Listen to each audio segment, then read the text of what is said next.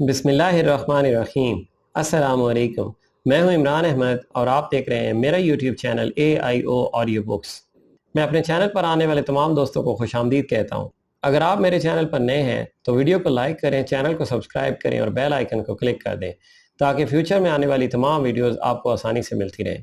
ناظرین و سامعین، ہم حضرت خالد بن ولید رضی اللہ تعالیٰ عنہ کی حیات پاک پر لکھی جانے والی کتاب شمشیر بے نعام پڑھ رہے ہیں۔ پیش خدمت ہے اس کتاب کا اگلا حصہ، تو چلیے شروع کرتے ہیں۔ مدائن میں آتش پرست شہنشاہیت کا محل اسی طرح کھڑا تھا جس طرح اپنے شہنشاہوں کی زندگی میں کھڑا رہتا تھا۔ یہ کسریٰ کا وہ محل تھا جسے جنگی طاقت کی علامت سمجھا جاتا تھا۔ اس کے باہر والے دروازے کے دائیں اور بائیں دو ببر شیر بیٹھے رہتے تھے۔ یہ کسریٰ کی ہیبت اور دہشت کی علامت تھے، لیکن یہ گوشت پوست کے نہیں، پتھروں کے تراشے ہوئے مجسمے تھے۔ ان مجسموں اور محل کے درمیان ایک مینار کھڑا تھا جو اوپر سے گول اور مینار کی گولائی سے زیادہ بڑا تھا۔ اس جگہ الاؤ ہر وقت دیکھتا رہتا تھا۔ جب یہ مینار تعمیر ہوا تھا، اس کے اوپر پروہتوں نے یہ آگ جلائی تھی۔ کئی نسلیں پیدا ہوئیں اور اگلی نسلوں کو جنم دے کر دنیا سے رخصت ہو گئیں۔ یہ الاؤ دہکتا رہا۔ اس سے اڑتا ہوا دھواں محل کی فضاؤں میں یوں منڈلاتا رہتا تھا جیسے زرتشت نے اس محل کو اپنی پناہ میں لے رکھا ہو۔ الاؤ اب بھی دہک رہا تھا۔ اس کا دھواں اب بھی کسریٰ کے محل کی فضا میں منڈلا رہا تھا، لیکن ایسے لگتا تھا جیسے یہ دھواں محل کو اپنی پناہ میں لینے کے بجائے خود پناہ ڈھونڈ رہا ہو۔ محل جو کبھی دوسروں کے لیے ہیبت کا نشان تھا، اب خود اس پر ہیبت طاری تھی۔ اس کی شان و شوکت پہلے جیسی ہی لگتی تھی، جاہ و جلال بھی پہلے جیسا ہی تھا، مگر اس کے مکین اب صاف طور پر محسوس کرنے لگے تھے کہ اس محل پر آسیب کا اثر ہو گیا ہے۔ موت کی دبی دبی ہنسی کی سس دن رات جاری رہتی تھی۔ ایک غیبی ہاتھ کسریٰ کے زوال کی داستان اس کے خاندان کے خون سے لکھ رہا تھا۔ کہاں وہ وقت کہ اس تخت سے دوسروں کی موت کے پروانے جاری ہوتے تھے؟ کہاں یہ وقت کہ شیر کے مرنے کے بعد اس تخت پر جو بیٹھتا تھا وہ پراسرار طور پر قتل ہو جاتا تھا؟ 2-4 سالار ہی ایسے تھے جو فارس کی لرزتی ڈولتی ہوئی عمارت کو کچھ اور دیر تھامے رکھنے کی کوشش کر رہے تھے۔ ایران کی نوخیز حسینائیں اب بھی اس محل میں موجود تھیں، مگر رقص کی ادائیں نہیں تھیں۔ ساز خاموش تھے، نغمے چپ تھے۔ شراب کی بو پہلے کی طرح موجود تھی، مگر اس میں خون کی بو شامل ہو گئی تھی۔ پہلے یہاں عیش و عشرت کے لیے شراب پی جاتی تھی، اب اپنے آپ کو فریب دینے اور تلخ حقائق سے فرار کی خاطر جام پر جام چڑھائے جاتے تھے۔ اب مدائن کا محل تخت و تاج کے حصول کا میدان جنگ بن گیا تھا۔ در پردہ جوڑ توڑ ہو رہے تھے۔ اسی محل سے خالد رضی اللہ تعالی عنہ اور ان کی سپاہ پر طنز کے یہ تیر چلے تھے کہ عرب کے بدوؤں اور لٹیروں کو فارس کی شہنشاہی میں قدم رکھنے کی جرت کیسے ہوئی؟ وہ کبھی واپس نہ جانے کے لیے آئے ہیں، انہیں موت یہاں لے کر آئی ہے، مگر اب فارسیوں کو خود اپنی شہنشاہی میں قدم جمائے رکھنے کی جرت نہیں ہو رہی تھی۔ دوسروں پر دہشت طاری کرنے والے تخت و تاج پر خالد کی اور مدینہ کے مجاہدین کی دہشت طاری ہو گئی تھی۔ مدائن میں اب شکست اور پسپائی کے سوا کوئی خبر نہیں آتی تھی۔ جولائی 633 عیسوی کے ایک روز مدائن میں آتش پرستوں کو اپنی ایک اور شکست کی خبر ملی۔ خبر لانے والا کوئی قاصد نہیں بلکہ حاکم صابات شیرزاد تھا، اور اس کے ساتھ اس کی شکست خوردہ فوج کے بے شمار سپاہی تھے۔ ان کا استقبال کسریٰ کے نامور سالار بہمن جاذبیہ نے کیا۔ ان کی حالت دیکھ کر ہی وہ جان گیا کہ بہت بری شکست کھا کر آئے ہیں۔ شیرزاد بہمن جاذبیہ نے کہا، تمہارے پاس ہتھیار بھی نہیں، میں تم سے کیا پوچھوں؟ تمہیں پوچھنا بھی نہیں چاہیے، شیرزاد نے تھکی ہوئی آواز میں کہا۔ تم بھی تو ان سے لڑے تھے، کیا تم پسپا نہیں ہوئے تھے؟ کیا تم قلعہ بند نہیں تھے؟ بہمن جاذبیہ نے کہا، قلعے کے ارد گرد خندق تھی، مسلمان اڑ تو نہیں سکتے تھے، اتنی چوڑی خندق انہوں نے کیسے عبور کر لی؟ شیرزاد نے اسے تفصیل سے بتایا کہ مسلمانوں نے اسے کس طرح شکست دی ہے۔ میرے سالار نااہل اور بزدل نکلے، شیرزاد نے کہا، اور مجھ سے غلطی یہ ہوئی کہ میں نے عیسائیوں پر بھروسہ کیا۔ مجھے بتایا گیا تھا کہ یہ زبردست لڑاکے ہیں، لیکن انہیں معلوم ہی نہیں کہ لڑائی ہوتی کیا ہے۔ تم شاید یہ نہیں دیکھ رہے کہ تم پسپا ہو کر مسلمانوں کو اپنے پیچھے لا رہے ہو، بہمن جاذبیہ نے کہا، اور تمہیں یہ معلوم نہیں کہ مدائن میں کیا ہو رہا ہے۔ شاہی خاندان تخت کی وراثت پر آپس میں لہو لہان ہو رہا ہے۔ فارس کی آبرو کے محافظ ہم تو 4 سالار رہ گئے ہیں، اور جب تخت سالاروں کی تحویل میں آ جائے گا تو وہ شاہی خاندان کی طرح ایک دوسرے کے دشمن ہو جائیں گے۔ شہرزاد نے کہا اور رازداری کے لہجے میں کہنے لگا، کیا تم ابھی تک محسوس نہیں کر سکے کہ فارس کی شہنشاہی کا زوال شروع ہو چکا ہے؟ کیا ہمارا سورج ڈوب نہیں رہا؟ شہرزاد بہزمند جاذبیہ نے کہا، اس حلف کو نہ بھولو جو ہم نے زرتشت کے نام پر اٹھایا تھا کہ ہم فارس کو دشمن سے بچانے کے لیے اپنی جانیں قربان کر دیں گے۔ تم نے غلطی کی ہے جو یہاں چلے آئے ہو۔ کہاں جاتا عین التمر؟ بہمن جاذبیہ نے کہا، عین التمر ابھی محفوظ ہے، بلکہ یہ ہمارا ایک مضبوط اڈا ہے۔ قلعہ دار مہران بن بہرام لڑنا اور لڑانا جانتا ہے۔ اطلاع ملی ہے کہ اس نے چند ایک بدوی قبیلوں کو بھی عین التمر میں اکٹھا کر لیا ہے۔ اگر مسلمانوں نے ادھر کا رخ کیا تو ایسے ہی ہوگا جیسے وہ پہاڑ سے ٹکرائے ہوں۔ ان میں پسپا ہونے کی بھی ہمت نہیں ہوگی۔ وہ مسلسل لڑتے آ رہے ہیں، وہ جنات تو نہیں، آخر انسان ہیں۔ ان میں پہلے والا دم خم نہیں رہا، لیکن میں نے انہیں تازہ دم پایا ہے۔ شہرزاد نے کہا، میں نے ان میں تھکن اور کم ہمتی کے کوئی آثار نہیں دیکھے۔ اور بہمن، مجھے شک ہوتا ہے جیسے وہ نشے میں بدمست تھے، ایسی بے جگری سے وہی لڑ سکتا ہے جس نے کوئی نشہ پی رکھا ہو۔ میں یہ نہیں کہوں گا کہ ان کا عقیدہ صحیح ہے، بہمن جاذبیہ نے کہا، لیکن میں یہ ضرور کہوں گا کہ ان پر اپنے عقیدے کا نشہ طاری ہے۔ ہم اپنی سپاہ میں یہ ذہنی کیفیت نہیں پیدا کر سکے۔ تم کہہ رہے ہو کہ مجھے عین التمر چلے جانا چاہیے تھا۔ شہرزاد نے کہا، کیا یہ بہتر نہیں ہوگا کہ میں تمہارے ساتھ رہوں اور اپنی سپاہ کو منظم کر لیں، پھر مسلمانوں پر جوابی حملے کی تیاری کریں؟ اب تمہارا عین التمر جانا ٹھیک بھی نہیں۔ بہمن جاذبیہ نے کہا، ہمیں سوچ سمجھ کر قدم اٹھانا پڑے گا۔ عین التمر انبار کے جنوب میں فرات کے مشرقی کنارے سے کئی میل دور ہٹ کر انبار کی طرح ایک بڑا تجارتی مرکز ہوا کرتا تھا۔ آج صرف ایک چشمہ اس کی نشانی رہ گئی تھی۔ اس زمانے میں اس شہر کا تجارتی رابطہ دنیا کے چند ایک دوسرے ملکوں کے ساتھ بھی تھا۔ قلعہ مضبوط اور شاندار تھا۔ وہاں کا حاکم اور قلعہ دار ایک فارسی سالار مہران بن بہرام تھا۔ مہران دیکھ رہا تھا کہ مسلمان فارس کی فوج کو ہر میدان میں شکست دیتے آ رہے ہیں، اور جو قلعہ ان کے راستے میں آتا ہے وہ ریت کا گھروندہ ثابت ہوتا ہے۔ اس نے تہیہ کر لیا تھا کہ مسلمانوں کو شکست دے کر فارس کی تاریخ میں نام پیدا کرے گا۔ اس نے یہ بھی دیکھ لیا تھا کہ فارس کی فوج مسلمانوں کو روکنے کی طاقت نہیں رکھتی، بلکہ سپاہیوں نے اپنے اوپر مسلمانوں کی دہشت طاری کر لی ہے۔ اس خطرے کو ختم کرنے اور اپنی نفری بڑھانے کے لیے اس نے عیسائی اور دیگر عقیدوں کے قبیلوں کو عین التمر میں اکٹھا کر لیا تھا۔ ان میں بنی تغلب، نمر اور ایاد کے قبیلے خاص طور پر قابل ذکر تھے۔ یہ سب عرب کے بدو تھے۔ ان کے سردار اکا بن ابی اکا یا اکا بن ابی اکا اور حزیل تھے۔ یہ دونوں اس وقت کے مانے ہوئے جنگجو تھے۔ یہ قبیلے کسرا کی رعایا تھے۔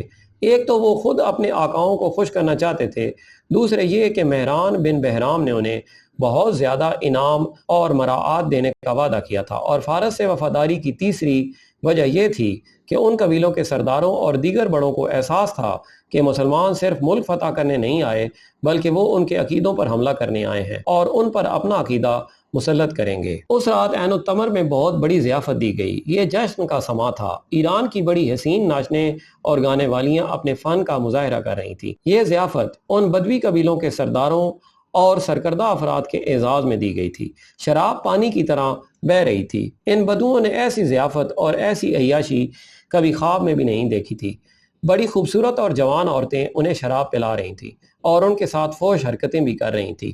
مورخوں نے لکھا ہے کہ اس کیفیت میں جب ان پر شراب اور عورت کا نشہ طاری تھا، بدوی قبیلوں کے ایک سردار اکا بن ابی اکا نے مہران بن بہرام سے کہا کہ وہ اپنی فوج کو پیچھے رکھے اور بدوی قبیلے آگے جا کر مسلمانوں کو عین التمر سے دور جا کر روکیں گے۔ اگر تم ایسا ہی چاہتے ہو تو میں اعتراض نہیں کروں گا، مہران بن بہرام نے کہا، لیکن مجھے ڈر ہے کہ تمہارے قبیلے ہماری فوج کے بغیر نہیں لڑ سکیں گے۔ ہم عربی ہیں، اکا نے کہا، عربوں سے لڑنا صرف ہم جانتے ہیں۔ عرب کے ان مسلمانوں سے ہمیں لڑنے دو، فارسیوں نے ان کے مقابلے میں آ کر دیکھ لیا ہے۔ مشہور مورخ طبری نے مہران اور اکا کی یہ گفتگو انہی کے الفاظ میں اپنی تاریخ میں شامل کی ہے۔ میں تسلیم کرتا ہوں، مہران بن بہرام نے کہا، تمہاری بہادری کو میں تسلیم کرتا ہوں۔ جس طرح ہم اجمیوں کے خلاف لڑنے میں ماہر ہیں، اسی طرح تم عربوں کے خلاف لڑنے کی مہارت رکھتے ہو۔ تم ان عربی مسلمانوں کو کاٹ پھینکنے کے لیے آگے چلے جاؤ، میری فوج تمہارے قریب ہی کہیں موجود ہوگی، جو ہی ضرورت پڑی ہم تمہاری مدد کو پہنچ جائیں گے۔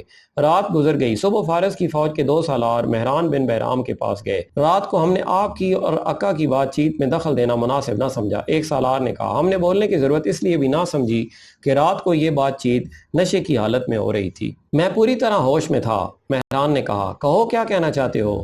آپ نے ان بدوی قبیلوں کو جو اہمیت دی ہے یہ ہمارے لیے اچھی نہیں۔ سالار نے کہا، کیوں اچھی نہیں؟ اس سے ان قبیلوں کو یہ تاثر ملا ہے کہ ہم مسلمانوں سے ڈرتے ہیں۔ سالار نے جواب دیا، یا یہ کہ ہم کمزور ہیں، یہ لوگ اتنی اہمیت کے قابل نہیں۔ اگر بدوی قبیلوں نے مسلمانوں کو شکست دے دی، دوسرے سالار نے کہا، تو کہا جائے گا کہ یہ فتح ان قبیلوں کی ہے، اور اگر یہ نہ ہوتے تو ہم ایک اور شکست سے دوچار ہو جاتے۔ میں نے انہیں جو اہمیت دی ہے یہ آخر تمہیں ملے گی۔ مہران نے کہا، کیا تم تسلیم نہیں کرتے کہ ہم پر حملہ کرنے وہ شخص آ رہا ہے جس نے ہمارے نامور سالاروں کو موت کے گھاٹ اتار دیا ہے، اور اس خالد رضی اللہ تعالی عنہ نے فارس کی شہنشاہی کی بنیادیں ہلا ڈالی ہیں۔ میں اس اعتراف سے نہیں شرماؤں گا کہ تم خالد کا مقابلہ نہیں کر سکتے۔ میں نے کچھ سوچ کر ان بدوی قبیلوں کو آگے جانے کی اجازت دی ہے۔ اگر انہوں نے مسلمانوں کو شکست دے دی تو یہ تمہاری فتح ہوگی۔ یہ بدوی قبیلے ہماری رعایا ہیں، اگر یہ مسلمانوں کو شکست نہ دے سکے اور پسپا ہو گئے تو ہم مسلمانوں پر اس حالت میں حملہ کریں گے کہ وہ تھک کر چور ہو چکے ہوں گے اور ہماری فوج تازہ دم ہوگی۔ دونوں سالاروں نے ایک دوسرے کی طرف دیکھا، ان کے چہروں پر رونق آ گئی تھی۔ اپنے حاکم کی یہ چال انہیں بہت پسند آئی تھی۔ خالد مجاہدین کے لشکر کو لے کر عین التمر کی طرف جا رہے تھے۔ انہوں نے دریائے فرات عبور کیا اور بڑی تیز رفتار سے دریا کے کنارے پیش قدمی جاری رکھی۔ انہوں نے دیکھ بھال کر جو آدمی آگے بھیجے تھے وہ اپنی اطلاعیں قاصدوں کے ذریعے بھیج رہے تھے۔ انبار میں خالد اپنے ایک نائب سالار زبرکان بن بدر کو چھوڑ آئے تھے۔ عین التمر 10 میل دور رہ گیا تھا جب جاسوس اور دیکھ بھال کرنے والے دوسرے آدمی پیچھے آ گئے۔ انہوں نے خالد کو اطلاع دی کہ ذرا ہی آگے ایک بہت بڑا لشکر پڑاؤ ڈالے ہوئے ہے، اور یہ لشکر فارس کا نہیں بلکہ بدوی قبیلوں کا ہے۔ اس لشکر کا سالار اعلیٰ عکا بن ابی عکا اور اس کا نائب حزیل ہے۔ خالد نے اپنے لشکر کو روک لیا اور خود آگے دیکھنے گئے۔ انہوں نے چھپ کر دیکھا، انہیں کسریٰ کی فوج کہیں بھی نظر نہ آئی۔ یہ لشکر بدوی قبیلوں کا تھا۔ خالد کا لشکر ابھی کوچ کی ترتیب میں تھا، جو در اصل ترتیب نہیں تھی۔ منزل ابھی 10 میل دور تھی۔ ابھی لشکر قافلے کی صورت میں چلا آ رہا تھا۔ عین التمر پہنچ کر شہر کو محاصرے میں لینا تھا، لیکن راستے میں ایک انسانی دیوار آ گئی جو مسلمانوں کے لیے غیر متوقع تھی۔ مورخوں نے ان قبیلوں کی تعداد نہیں لکھی، سوائے اس کے کہ وہ تعداد میں مدینہ کے مجاہدین سے خاص زیادہ تھے۔ عین التمر کی اپنی فوج اس تعداد کے علاوہ تھی۔ اس طرح مسلمانوں کا مقابلہ کم از کم 3 گنا طاقتور دشمن سے تھا۔ خالد نے فوراً اپنے لشکر کو 3 حصوں میں تقسیم کیا، پہلے کی طرح خود قلب میں رہے، اور اپنے دونوں تجربہ کار سالاروں عاصم بن عمر اور عدی بن حاتم کو دائیں اور بائیں پہلوؤں میں رکھا۔ خالد نے تمام سالاروں کو اپنے پاس بلا لیا۔ ہماری ترتیب وہی ہے جو آمنے سامنے کے ہر مارکے میں ہوا کرتی ہے، خالد نے سالاروں سے کہا، لیکن لڑنے کا طریقہ مختلف ہوگا۔ اب قلب سے حملہ نہیں ہوگا۔ میرا اشارہ ملتے ہی دونوں پہلو دشمن کے پہلوؤں پر حلہ بول دیں گے اور وہاں دشمن کو پوری طرح الجھا لیں گے۔ تھوڑی دیر بعد اس طرح پیچھے ہٹیں کہ دشمن کو یہ تاثر ملے کہ تم پسپا ہو رہے ہو۔ تھوڑا سا پیچھے آ کر پھر آگے بڑھو اور پھر پیچھے ہٹو۔ اس طرح دشمن کے پہلوؤں کو آپس میں الجھائے رکھنا کہ اپنے قلب کی انہیں ہوش نہ رہے۔ میں سیدھا دشمن کے قلب پر حملہ کروں گا، لیکن کچھ دیر بعد تم دونوں اس کوشش میں رہنا کہ دشمن کے پہلوؤں سے اس کے قلب کو مدد نہ مل سکے۔ ولید کے بیٹے، دشمن کی طرف سے للکار سنائی دی، آنکھیں کھول، دیکھ تیری موت تجھے کس کے سامنے لے آئی ہے۔ میں عکا ہوں، عکا بن ابی عکا۔ ولید کا بیٹا دیکھ چکا ہے۔ خالد نے گھوڑے پر سوار ہو کر اور رکابوں میں کھڑے ہو کر للکار کا جواب دیا، تیری مکروہ آواز سنے بغیر دیکھ لیا ہے۔ کیا کسریٰ کے سالاروں نے محل میں ناچنا اور گانا شروع کر دیا ہے کہ ان کی لڑائی تم لڑنے آ گئے ہو؟ ابن ولید، عکا کی للکار بلند ہوئی، کیا تو زندہ واپس جانے کا خواہش مند نہیں؟ میں زندہ واپس جاؤں گا، خالد نے گلا پھاڑ کر کہا، خدا کی قسم تیرے سر کو تیرے جسم سے الگ کر کے جاؤں گا۔ خالد اپنے سالاروں کی طرف متوجہ ہوئے۔ رب کعبہ کی قسم، خالد نے کہا، میں عکا کو زندہ پکڑوں گا، پھر اسے زندہ نہیں رہنے دوں گا۔ تم سب اپنے اپنے دستوں تک پہنچو اور سب کو بتاؤ کہ آج تمہارا مقابلہ 2 فوجوں کے ساتھ ہے۔ ایک یہ فوج ہے جو تمہارے سامنے سیاہ پہاڑ کی مانند کھڑی ہے، اور ایک وہ فوج ہے جو شہر کے اندر ہے یا کہیں روپوش ہے اور نہ جانے کس طرف سے تم پر حملہ کر دے گی۔ سب کو بتا دو کہ آج جس نے پیٹھ دکھائی وہ اللہ کو منہ دکھانے کے قابل نہیں رہے گا۔ مورخ لکھتے ہیں کہ مجاہدین مسلسل لڑ رہے تھے اور کوچ کر رہے تھے، اور ان کی تعداد بھی کم تھی۔ عین التمر میں دشمن کو للکار کر خالد بظاہر غلطی کر رہے تھے، لیکن خالد کے چہرے پر سنجیدگی ضرور تھی۔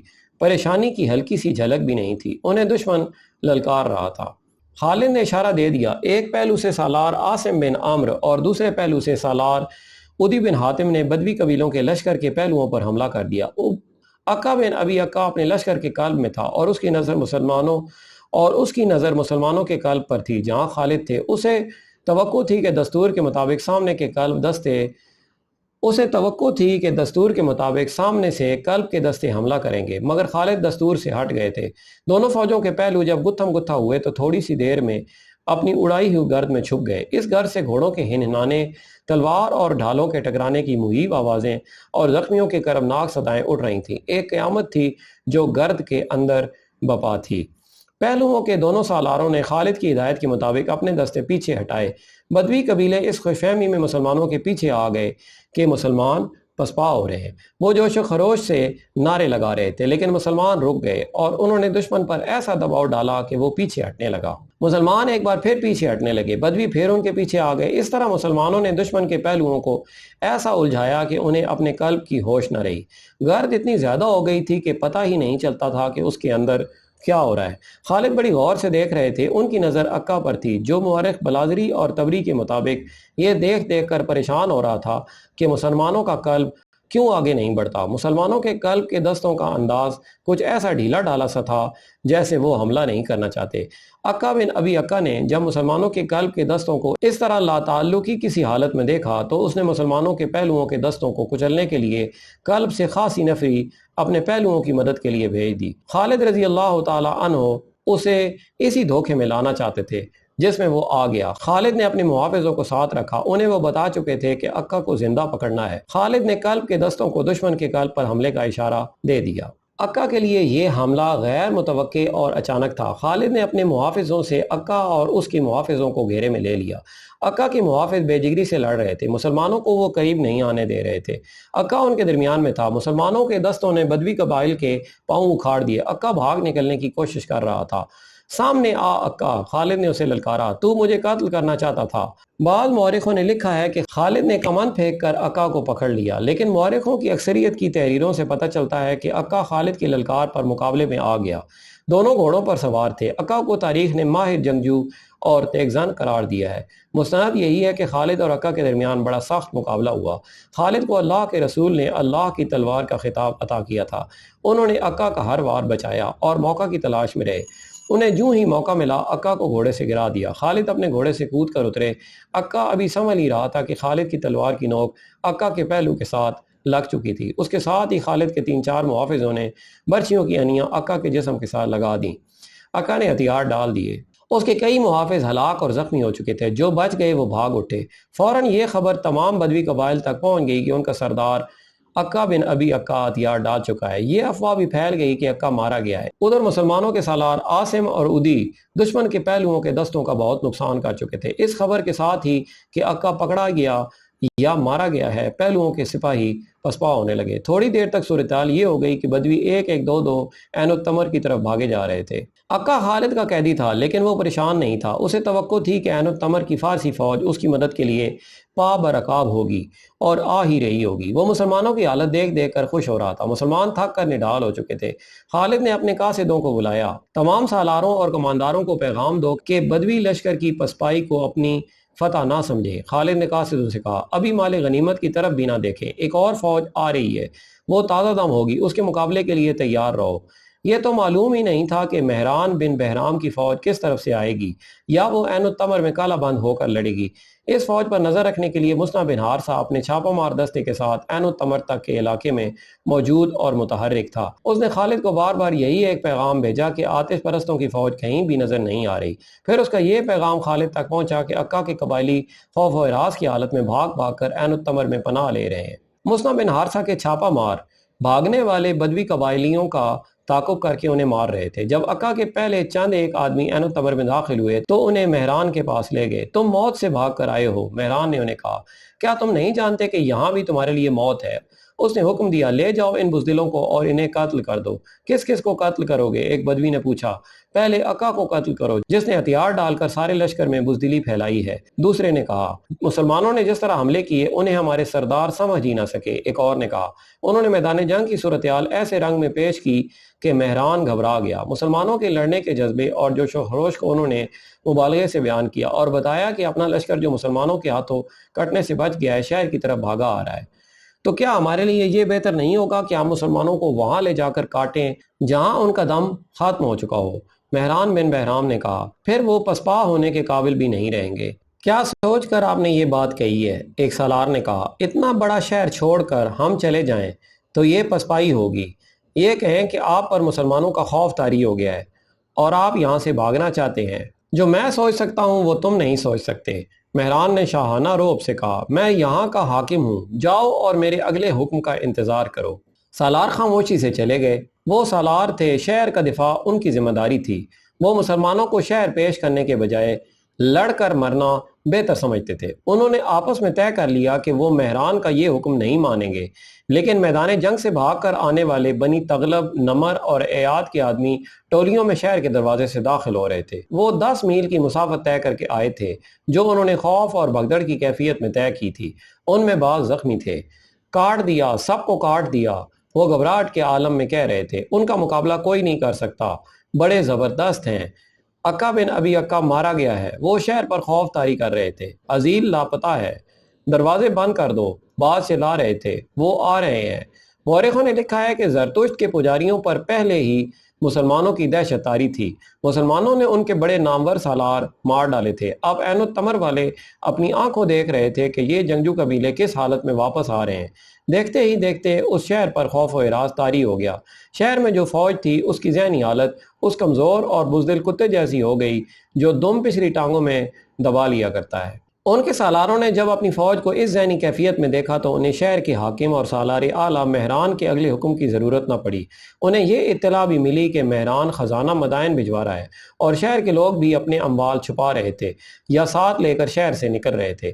خالد کے فن حرب و ضرب کا کمال یہ تھا کہ انہوں نے میدان جنگ میں تو دشمن کو شکست دی ہی تھی، دشمن کو انہوں نے نفسیاتی لحاظ سے اتنا کمزور کر دیا تھا کہ اس کا لڑنے کا جذبہ مجروح ہو گیا تھا۔ آتش پرستوں کی نفسیاتی کیفیت تو یہ ہو گئی تھی کہ خالد کا یا مسلمانوں کا نام سنتے ہی وہ پیچھے دیکھنے لگتے تھے کہ کمک آ رہی ہے یا نہیں، یا پسپائی کا راستہ صاف ہے یا نہیں۔ پھر وہ وقت جلدی آ گیا جب میدان جنگ میں لاشیں اور بے ہوش زخمی رہ گئے اور انہیں کچلنے کے لیے وہ گھوڑے رہ گئے جو سواروں کے بغیر بے لگام دوڑتے پھر رہے تھے۔ بدوی قبیلے اپنے سرداروں کے بغیر عین التمر جا پہنچے اور شہر کے دروازے بند کر لیے۔ انہوں نے شہر میں واویلا بپا کیا کہ مہران کی فوج وعدے کے مطابق ان کی مدد کو نہیں آئی، لیکن وہاں ان کا واویلا سننے والا کوئی نہ تھا۔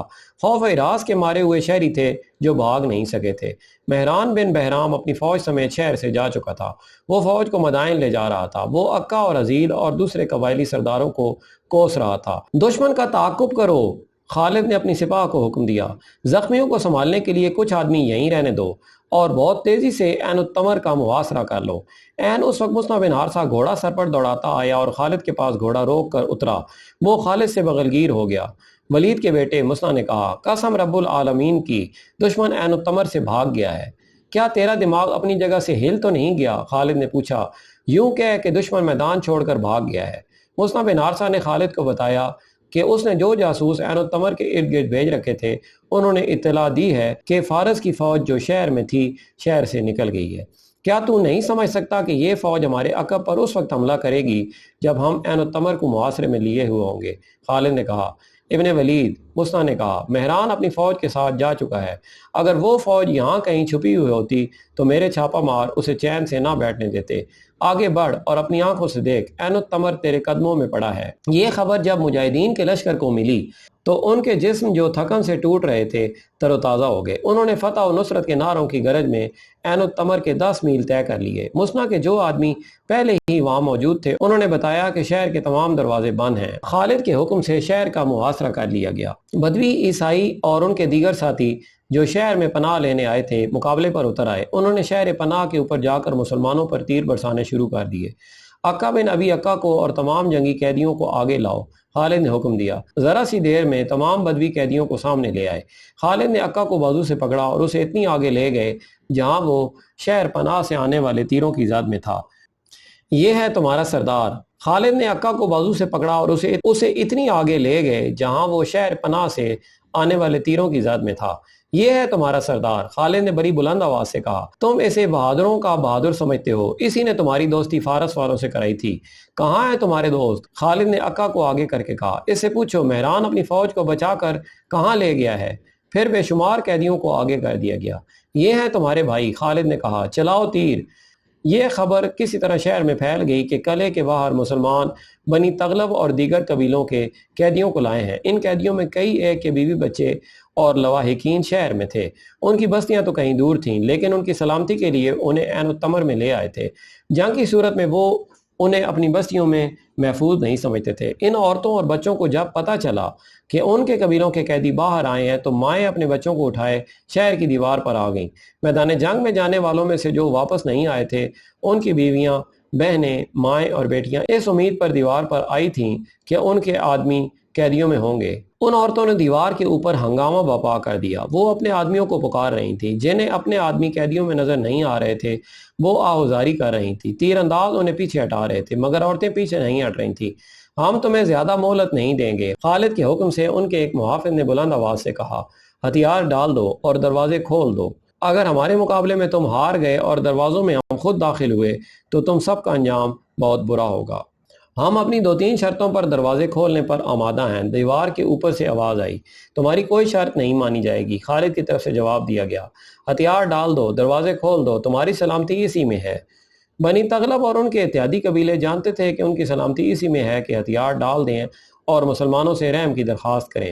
چنانچہ انہوں نے دروازے کھول دیے اور مسلمان شہر میں داخل ہوئے۔ اس وقت کی تحریروں سے پتہ چلتا ہے کہ مسلمانوں نے کسی شہری کو پریشان نہیں کیا۔ البتہ مسلمانوں کے خلاف جو بدوی لڑے تھے ان سب کو قیدی بنا لیا گیا۔ یہ ان قیدیوں کے لواحقین پر منحصر تھا کہ وہ خالد کا مقرر کیا ہوا فدیہ ادا کر کے اپنے قیدیوں کو رہا کرا لیں۔ تمام شہر کی تلاشی لی گئی۔ شہر میں ایک عبادتگاہ یا درسگاہ تھی جس میں پادری بننے کی تعلیم دی جاتی تھی۔ اس وقت 40 نوعمر لڑکے زیر تعلیم تھے۔ ان سب کو پکڑ لیا گیا۔ ان میں سے اکثر نے بعد میں اسلام قبول کر لیا تھا اور ان میں سے ایک کو تاریخ اسلام کی ایک نامور شخصیت کا باپ ہونے کا شرف حاصل ہوا تھا۔ اس لڑکے کا نام نصیر تھا۔ اس نے اسلام قبول کیا تھا اور ایک مسلمان عورت کے ساتھ شادی کی تھی جس نے موسیٰ بن نصیر کو یا موسیٰ بن نصیر کو جنم دیا۔ یہ موسیٰ بن نصیر شمالی افریقہ کے امیر مقرر ہوئے تھے۔ انہوں نے ہی طارق بن زیاد کو اندلس فتح کرنے کو بھیجا تھا۔ 2-3 متعصب مورخوں نے لکھا ہے کہ خالد نے بنی تغلب، نمر اور ایاد کے ان تمام آدمیوں کو قتل کروا دیا جو ان کے خلاف لڑے تھے۔ یہ ایک مفروضہ ہے جو خالد کو بدنام کرنے کے لیے گھڑا گیا تھا۔ مورخوں کی اکثریت نے ایسے قتل عام کا ہلکا سا اشارہ بھی نہیں دیا۔ محمد حسین ہیکل نے متعدد تاریخوں کے حوالے سے لکھا ہے کہ عقا بن ابی عقا کو کھلے میدان میں لا کر خالد نے اپنا عہد پورا کرتے ہوئے اس کا سر تن سے کاٹ ڈالا۔ خالد نے اعلان کیا تھا کہ بدوی غیر مشروط طور پر ہتھیار ڈال دیں تو وہ بڑے برے انجام سے محفوظ رہیں گے۔ دشمن نے مسلمانوں کی شرائط پر ہتھیار ڈالے تھے، ان کے قتل عام کا سوال ہی پیدا نہیں ہوتا تھا۔ عین التمر کی فتح کے بعد خالد نے پہلا کام یہ کیا کہ انبار اور عین التمر کا مال غنیمت اکٹھا کر کے مجاہدین میں تقسیم کیا اور خلافت کا حصہ الگ کر کے ولید بن عقبہ کے سپرد کیا کہ وہ مدینہ امیر المومنین کو پیش کریں۔ انہوں نے امیر المومنین کے لیے ایک پیغام بھی بھیجا۔ ولید بن عقبہ نے مدینہ پہنچ کر امیر المومنین ابو بکر رضی اللہ تعالی عنہ کو انبار اور عین التمر کی لڑائی اور فتح کی تفصیل سنائی، مال غنیمت پیش کیا، پھر خالد کا پیغام دیا۔ پہلے سنایا جا چکا ہے کہ خلیفۃ المسلمین ابو بکر نے خالد کے لیے حکم بھیجا تھا کہ وہ ایاز بن غنم کے انتظار میں ہیرا میں رکے رہیں۔ اس وقت ایاز دومت الجندل میں لڑ رہے تھے، لیکن لڑائی کی صورتحال ایاز کے لیے اچھی نہ تھی۔ خالد نے خلافت کے حکم کو نظر انداز کر دیا اور ہیرا سے کوچ کر کے انبار کو محاصرے میں لے لیا تھا، فتح پائی، پھر عین التمر کا مارکا لڑا اور کامیابی حاصل کی۔ خالد نے اپنے پیغام میں کہا تھا کہ وہ ہیرا میں بیٹھے رہتے تو فارس والوں کو اپنی شکستوں سے سنبھلنے کا اور جوابی حملے کی تیاری کا موقع مل جاتا۔ خالد کی کوشش یہ تھی کہ دشمن کو کہیں بھی قدم جمانے کا اور جوابی وار کرنے کا وقت نہ مل سکے۔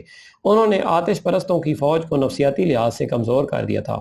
خالد نے امیر المومنین کی حکم عدولی تو کی تھی، لیکن عملاً ثابت کر دیا کہ یہ حکم عدولی کتنی ضروری تھی۔ ایاز بن غنم ابھی تک دومت الجندل میں پھنسے ہوئے تھے اور ان کی کامیابی کی توقع بہت کم تھی۔ خالد نے جو مناسب سمجھا وہ کیا۔ خلیفہ ابو بکر نے ولید بن عقبہ سے کہا، اس نے جو سوچا تھا وہی ہوا۔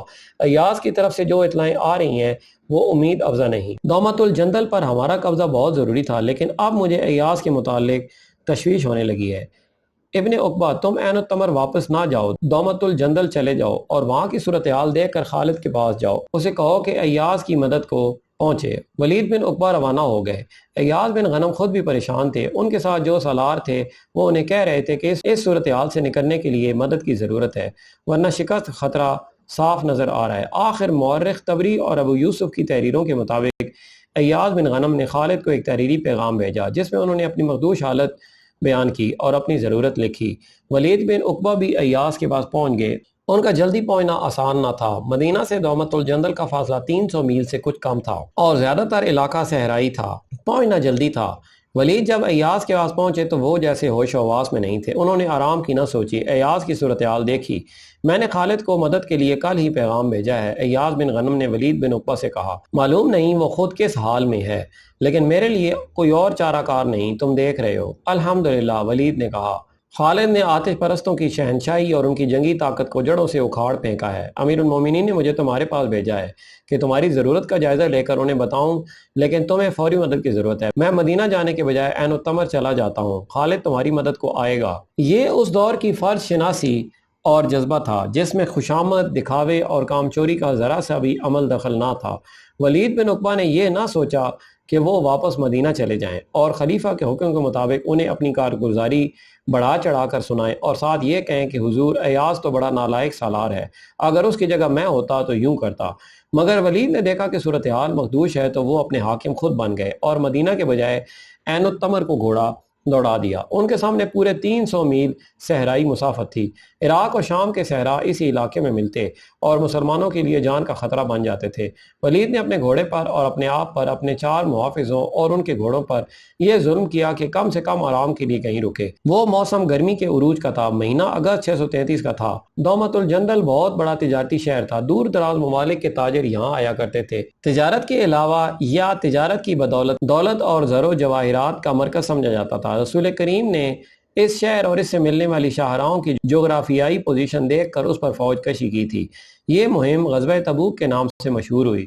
اس وقت دومت الجندل کا حاکم اور قلعہ دار عقیدر بن مالک تھا۔ اس نے مسلمانوں کا مقابلہ بے جگری سے کیا تھا۔ خالد بھی اس معرکے میں شریک تھے۔ انہوں نے عقیدر کو غیر معمولی شجاعت کا مظاہرہ کرتے ہوئے زندہ پکڑ لیا تھا اور اس کی سپاہ نے ہتھیار ڈال دیے تھے۔ عقیدر بن مالک نے رسول کریم کی اطاعت قبول کر لی اور وفاداری کا حلف اٹھایا تھا۔ اس نے اسلام بھی قبول کر لیا تھا۔ اس طرح یہ اتنا بڑا شہر مسلمانوں کے زیر نگیں آ گیا تھا۔ رسول اللہ کی وفات کے ساتھ ہی ارتداد کا فتنہ طوفان کی طرح اٹھا تو عقیدر بھی مدینہ سے منحرف ہو گیا اور اس نے اطاعت اور وفاداری کے معاہدے کو الگ پھینک دیا۔ اس نے دومت الجندل کو ایک ریاست بنا لیا تھا جس کے باشندے عیسائی بھی تھے اور بت پرست بھی۔ عیسائیوں کا سب سے بڑا اور طاقتور قبیلہ کلب تھا۔ امیر المومنین ابو بکر نے عقیدر بن مالک کی سرکوبی کے لیے اسے اپنی اطاعت میں لانے کے لیے ایاز بن غنم کو ایک لشکر دے کر مدینہ بھیجا تھا۔ وہاں جا کر ایاز نے دیکھا کہ ان کا لشکر تو بہت تھوڑا تھا اور دشمن کئی گنا طاقتور ہے، لیکن مدینہ سے تقریباً 300 میل دور آ کر واپس چلے جانا تو مناسب نہ تھا۔ دومت الجندل کی دیوار اونچی اور مضبوط تھی، پورا شہر بڑا مضبوط قلعہ تھا۔ ایاز نے شہر کا محاصرہ کیا جو مکمل نہ تھا۔ ایک طرف راستہ کھلا تھا، عقیدر کی سپاہ کی کچھ نفری خالی طرف سے باہر آتی اور مسلمانوں پر حملہ کرتی، کچھ دیر لڑائی ہوتی اور یہ نفری بھاگ کر قلعے میں چلی جاتی۔ ان حملوں کے علاوہ قلعے کی دیوار سے مسلمانوں پر تیروں کا مینہ برستا رہتا اور اس کے جواب میں مسلمان تیر انداز دیواروں پر تیر پھینکتے رہتے۔ انہوں نے قلعے کے دروازوں پر حلے بھی بولے، لیکن قلعے کا دفاع توقع سے زیادہ مضبوط تھا۔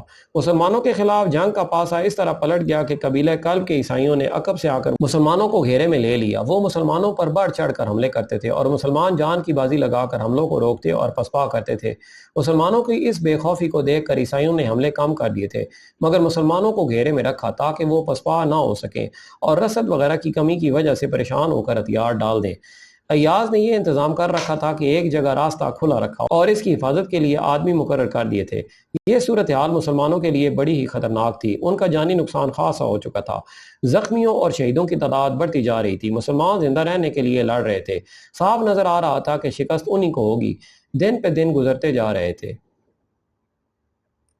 خالد رضی اللہ تعالیٰ عنہ عین التمر کو اپنے انتظام میں لانے کے کام سے فارغ ہو چکے تھے۔ انہوں نے عمال مقرر کر دیے تھے۔ 2-4 دنوں میں ہی وہاں کے شہریوں کو یقین ہو گیا تھا کہ مسلمان نہ انہیں زبردستی مسلمان بنا رہے ہیں اور نہ ہی ان کے حقوق کو پامال کر رہے ہیں اور نہ ان کی عورتوں پر بری نظر رکھتے ہیں اور ان کے گھر اور اموال بھی محفوظ ہیں، اس لیے وہ اسلامی حکومت کے وفادار بن گئے تھے۔ خالد کے پاس ایاد بن غنم کا قاصد پہنچا اور ان کا تحریری پیغام دیا۔ ایاد جس مصیبت میں پھنس گئے تھے وہ لکھی تھی، تفصیل قاصد نے بیان کی تھی۔ دوسرے ہی دن ولید بن عقبہ پہنچ گئے۔ انہوں نے خالد سے کہا کہ ایک گھڑی جو گزرتی ہے وہ ایاد اور اس کے مجاہدین کو شکست اور موت کے قریب دھکیل جاتی ہے۔ شکست؟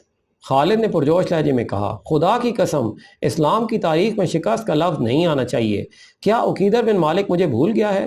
کیا وہ ہمارے رسول اللہ صلی اللہ علیہ وآلہ وسلم کو بھول گیا ہے جنہوں نے اسے اطاعت پر مجبور کر دیا تھا؟ کیا وہ ہمارے اللہ کو بھول گیا ہے جس نے ہمیں اس پر فتح عطا کی تھی؟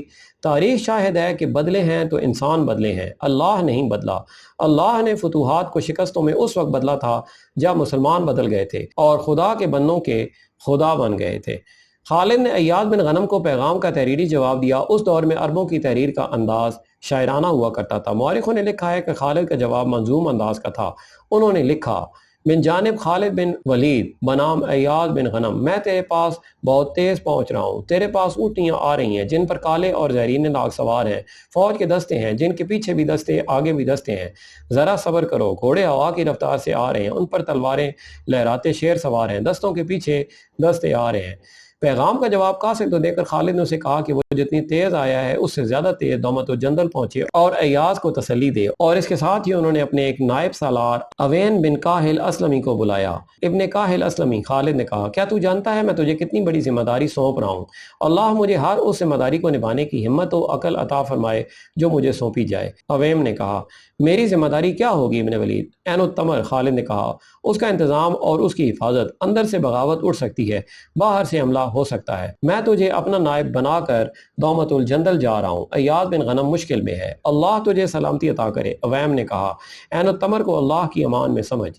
خالد کے ساتھ ابتدا میں جو سپاہ تھی وہ جانی نقصان کے علاوہ اس وجہ سے بھی کم ہو گئی کہ ہر مفتوحہ جگہ 1-2 دستے چھوڑ دیے گئے تھے۔ عین التمر تک پہنچتے پہنچتے نفری اور کم ہو گئی تھی۔ اس علاقے کے مسلمان باشندوں سے نفری بڑھانے کی کوشش کی گئی تھی لیکن ان کی تعداد زیادہ نہیں تھی۔ کچھ نو مسلم بھی سپاہ میں شامل ہو گئے تھے لیکن ابھی ان پر پوری طرح اعتماد نہیں کیا جا سکتا تھا۔ خالد نے کچھ دستے عین التمر میں چھوڑے، 6000 سوار اپنے ساتھ لیے اور دومت الجندل کو روانہ ہو گئے۔ فاصلہ 300 میل تھا۔ خالد نے 300 میل کی یہ صحرائی مسافت صرف 10 دنوں میں طے کر لی۔ وہ ابھی راستے میں تھے جب عقیدر کے آدمیوں نے اس لشکر کو دیکھ لیا۔ وہ مسافر ہوں گے۔ انہوں نے خالد کے پہنچنے سے پہلے دومت الجندل میں اطلاع دے دی کہ مسلمانوں کا ایک لشکر آ رہا ہے۔ بعض مورخوں نے یہ بھی لکھا ہے کہ دومت الجندل والوں کو یہ بھی پتہ چل گیا کہ اس اسلامی لشکر کے سالار اعلیٰ خالد رضی اللہ تعالیٰ عنہ ہیں۔ اس وقت تک عیسائیوں کے 3 بڑے قبیلے بنو کلب، بنو بہرا اور بنو غسان جنگ میں شریک تھے۔ عقیدر بن مالک کو اطلاع ملی تو اس نے بڑی عجلت سے عیسائیوں اور بت پرستوں کے چھوٹے چھوٹے قبیلوں کو بھی جنگ میں شریک ہونے کے لیے بلاوا بھیج دیا۔ خالد کے پہنچنے تک ان چھوٹے قبیلوں نے اپنے آدمی بھیجنے شروع کر دیے تھے۔ خالد رضی اللہ تعالیٰ عنہ طوفان کی مانند پہنچے۔ مجاہدین نے خالد کے کہنے پر جوش و خروش سے نعرے لگانے شروع کر دیے۔ ایاد بن غنم کے لشکر نے یہ نعرے سنے تو سارے لشکر نے نعرے لگائے۔ ان کے ہارے ہوئے حوصلے تر و تازہ ہو گئے۔ خالد رضی اللہ تعالیٰ عنہ نے میدان جنگ کا جائزہ لیا، پھر قلعے کے ارد گرد گھوڑا دوڑا کر قلعے کی دیواروں کا جائزہ لیا اور قلعے کی دیواروں پر کھڑے دشمن کو دیکھا۔ دشمن کی فوج کے 2 حصے تھے، ایک کا سالار اعلیٰ عقیدر تھا اور دوسرے کا جودی بن ربیہ تھا جو قلعے کے باہر تھا۔ قلعے کے باہر ان چھوٹے چھوٹے قبیلوں کے آدمی بھی جمع ہو گئے تھے جو عقیدر کے بلاوے پر ابھی ابھی آئے تھے۔ ان کے لیے قلعے کا کوئی دروازہ نہ کھلا کیونکہ خالد کی آمد قلعے کے لیے بڑی خطرناک تھی۔ خالد ایک دہشت کا دوسرا نام تھے۔ خالد دشمن پر جو نفسیاتی وار کرتے تھے اس کا اثر مستقل ہوتا تھا۔ ایسا ہی ایک زخم عقیدر بن مالک پہلے ہی خالد کے ہاتھوں کھا چکا تھا۔ خالد تو سوچ رہے تھے کہ وہ قلعے میں کس طرح داخل ہو سکتے ہیں لیکن ان کی دہشت قلعے کے اندر پہنچ چکی تھی۔ عقیدر نے عیسائی سرداروں کو بلا رکھا تھا اور انہیں کہہ رہا تھا کہ وہ خالد سے ٹکر نہ لیں اور صلح کر لیں۔ عیسائی سردار اس کا مشورہ نہیں مان رہے تھے۔ میرے دوستو، تقریباً تمام مورخوں نے اس کے یہ الفاظ لکھے ہیں، خالد سے جتنا میں واقف ہوں اتنا تم نہیں۔ میں نہیں بتا سکتا اس میں کیسی جنگی طاقت ہے، میں اتنا جانتا ہوں کہ قسمت ہر میدان میں اس کے ساتھ ہوتی ہے۔ میدان جنگ کا اور قلعوں کی تسخیر کا جو کمال اس میں ہے وہ کسی اور میں نہیں۔ تم سوچ رہے ہوگے کہ وہ تمہارے سر پر کھڑا ہوگا۔ خالد کے مقابلے میں جو قوم آئی ہے، خواہ طاقتور خواہ کمزور، وہ خالد کے ہاتھوں پٹ جاتی ہے۔ میرا مشورہ تسلیم کرو اور خالد رضی اللہ تعالی عنہ سے صلح کر لو۔ عیسائیوں نے خالد سے شکستیں کھائی تھیں، وہ انتقام لینا چاہتے تھے۔ تم اس سے لڑو گے تو ہار جاؤ گے۔ عقیدر نے کہا پھر وہ تم پر رحم نہیں کرے گا، اگر لڑے بغیر صلح کر لو گے تو وہ تمہاری جان، تمہاری عورتوں اور تمہارے اموال کی حفاظت کرے گا، مگر تم اس کا مقابلہ کر ہی نہیں سکتے کیونکہ تم اس کی چالیں نہیں سمجھتے۔ ہم لڑے بغیر شکست تسلیم نہیں کریں گے۔ عیسائی سرداروں نے متفقہ فیصلہ دے دیا۔ پھر تم میرے بغیر لڑو گے۔ عقیدر نے کہا میں اتنا بڑا شہر تباہ نہیں کراؤں گا۔ عیسائی سردار لڑنے کے ارادے سے چلے گئے۔ انہیں عقیدر کے ارادوں کا اس کے سوا کچھ علم نہ تھا کہ وہ لڑنا نہیں چاہتا۔ رات کا پہلا پہر تھا۔ خالد کا سالار عاصم بن عمرو قلعے کی اس طرف گشت پر پھر رہا تھا جدھر علاقہ خالی تھا۔ اسے 4-5 آدمی قلعے سے نکل کر اس کھلے علاقے میں آتے دکھائی دیے۔ وہ سائے سے لگتے تھے۔ عاصم بن عمرو کے ساتھ چند ایک محافظ تھے۔ انہیں عاصم نے کہا کہ ان آدمیوں کو گھیرے میں لے کر روکیں۔ محافظوں کو معلوم تھا کہ کس طرح بکھر کر گھیرا ڈالا جاتا ہے۔ وہ آدمی خود ہی رک گئے۔ سالار عاصم ان تک پہنچے۔ میں دومت الجندل کا حاکم عقیدر بن مالک ہوں، ان میں سے ایک نے کہا۔ اپنے اور اپنے آدمیوں کے ہتھیار میرے آدمیوں کے حوالے کر دو۔ عاصم نے کہا مجھے خالد کے پاس لے چلو۔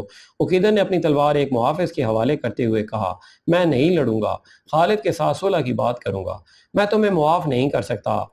ابن عبد المالک خالد نے اپنے خیمے میں اس کی بات سن کر کہا تو میرا مجرم نہیں، میرے رسول کا مجرم ہے۔ تو نے اللہ کے رسول سے بد عہدی کی تھی، تو نے اسلام قبول کیا، پھر ارتداد کر کے سرداروں سے جا ملا۔ عقیدر نے اپنی صفائی میں بہت کچھ کہا، بہت کچھ پیش کیا، عیسائی قبیلوں سے لا تعلق ہو جانے کا عہد کیا۔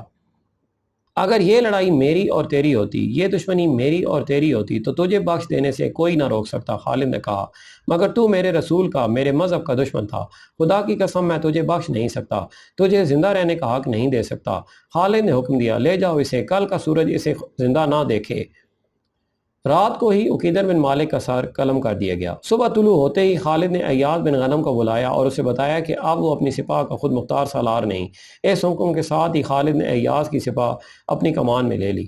اب لڑائی قلعے کے باہر ہوگی۔ خالد نے اپنے سالاروں سے کہا اتنے مضبوط قلعے پر وقت اور طاقت خرچ کرنا محض بیکار ہوگا، پہلے اس دشمن کو ختم کرنا ہے جو قلعے کے باہر تھے۔ خالد نے تمام سپاہ کو ترتیب میں کیا۔ ایاز کی سپاہ میں جو مجاہدین نوجوان اور جوان تھے انہیں الگ کر کے اس طرف بھیج دیا گیا جدھر ایک راستہ عرب کی سمت جاتا تھا۔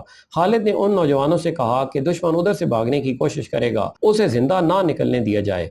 خالد نے کچھ دستے اپنے زیر کمان لے کر ایک عیسائی سردار جودی بن ربیعہ کے مقابل رکھے اور ایاز کو کچھ دستے دے کر دشمن کے دوسرے سرداروں ابن حدر جان اور الاحم کے دستوں کے سامنے کھڑا کر دیا۔ اپنے دونوں سالاروں عاصم بن عمرو اور ردی بن حاتم کو حسب معمول پہلوؤں پر رکھا۔